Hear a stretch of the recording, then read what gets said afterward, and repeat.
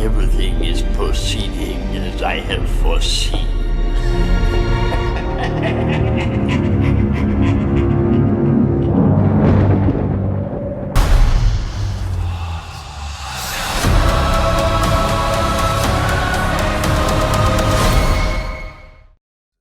Hello everyone, welcome back to the channel, and today guys we're going to be talking about a story that came out just about the same time as the start of a brand new show on Disney+, Star Wars Maul Shadowlord. It has been out, it has been getting a lot of praise, and I'm quite happy a Star Wars product has been going out there and making people happy, because we do need to get new good Star Wars content, and it's always made by the same people that created the Clone Wars and the Rebels TV show, which I did not have a problem with. And then we start reading articles about people like Polygon. Now, before I go into that subject, I've been looking forward to seeing what Maul Shadowlord is going to be. I think it's going to be an adaptation of what happens between the shows, the Rebels, and what happens with him in the Clone Wars. And I guess the good thing about what happened between everything bad of Disney Star Wars is the fact that we know how Maul's story ends.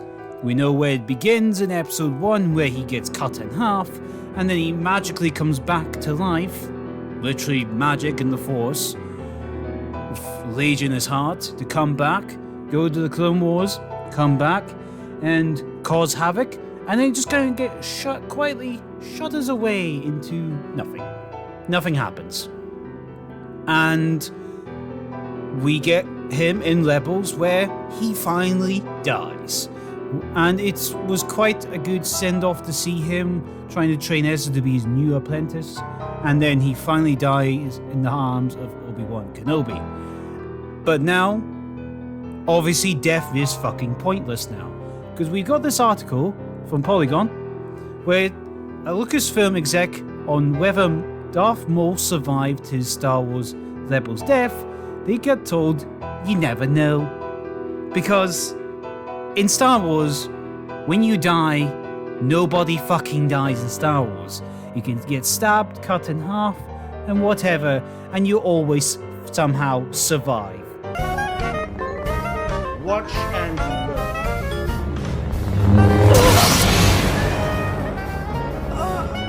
Really think I'd let you take all the credit? Hello.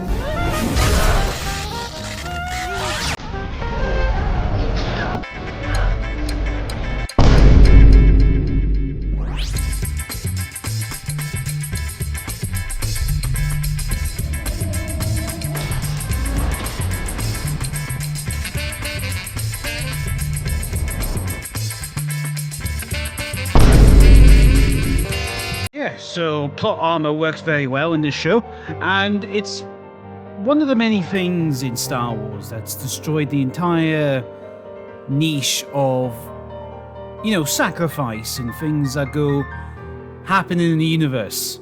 Although we're living in the dead age of Star Wars, we also have to enjoy what things we get. But when Disney does stuff like this, it leads to questions of what they're going to do. Maul died at the end of Rebels, right? Or in the mid-season of Rebels. He wasn't even the main character, right? But when someone dies, they should stay dead to make a martyr of whatever they've done before. You don't bring people back just for the sake of it. People die in shows and things to make it memorable. Whatever fucking word I'm using. Anyway, so let's go and read the article that's on here. There are many universal truths in Star Wars, except the ones that you decide to keep blowing up every so often. People are always bound to have a bad feeling about a situation. The Force will always be with you, and hey, if the character is dead, don't worry about it. There's always a good chance they'll be back in some shape or form. See, that's the problem. That's the problem. When people die, they should be dead. They shouldn't be coming back every so often just to make a cameo in. Yeah, it was good to have Agent Christensen come back in because Darth is dead and whatever. Or Qui-Gon Jinn is a Force ghost. But the thing is, they're dead. Like, their characters died. You don't need to bring things back. There's people that should stay dead forever And when they said they're announced to be dead, they're dead. The show's probably not the good example of that, where Maul dies and you show him right in the middle of it. But it's not so bad because he's in the middle, but you're really just picking threads here. Anyway, don't worry about it. There's always a good chance they'll come back in some shape or form.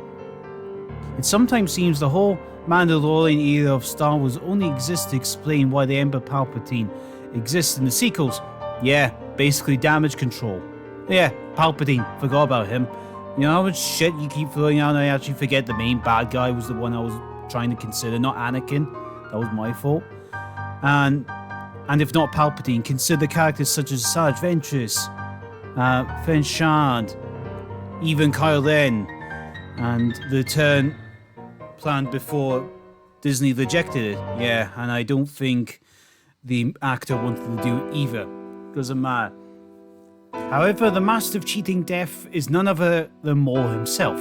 Despite being bisected and hunted down on a reactor shaft, of a duo of Obi-Wan Kenobi and the Phantom Menace, Maul returned a decade later, shut up phone, with a brand new set of spider legs, and yeah, we know that bit. He survived tapping into the dark side of the Force, but as we like to sum it up, Maul has just too much of a hater to die. I feel like there's a spelling error in there, but whatever. Over the years, Maul has faced many close calls, but even in the Star Wars Rebels episode Twin Suns, Maul finally met his end at the hands of Obi-Wan Kenobi. That's what I was saying before. For realist time. Aye, you will agree with this term until it becomes inconvenient for you, and whenever the cash cow can make money from him. Anyway, because his final death already established, we already know Star Wars Maul, the Shadow Lord series, which set in early in the timeline, will leave Maul fairly unscarred. So we're just hashing over history, to be fair. Anyway, yet we know Maul is incredibly powerful character. Maul Shadow Lords, so I wouldn't say lords, but it's not. Maybe I'm reading the comic title, which is a comic I need to read, by the way. You know, I don't read a lot of comics, and this is probably one of them. Already has a second season confirmed. Oh, great.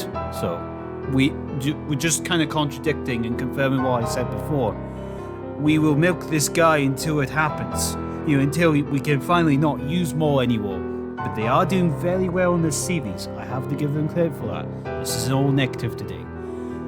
He had several spin-off comics over the years. We could get somehow Darth Maul returned in future. Fuck off. Don't do that. Just do not do that. Fuck off. Don't do that again. Never do that shit again. We already had enough of it the last time. You never know, Shadow Lord exclusive producer Brad Lau tells Polygon, we're just focusing on this one time period right now.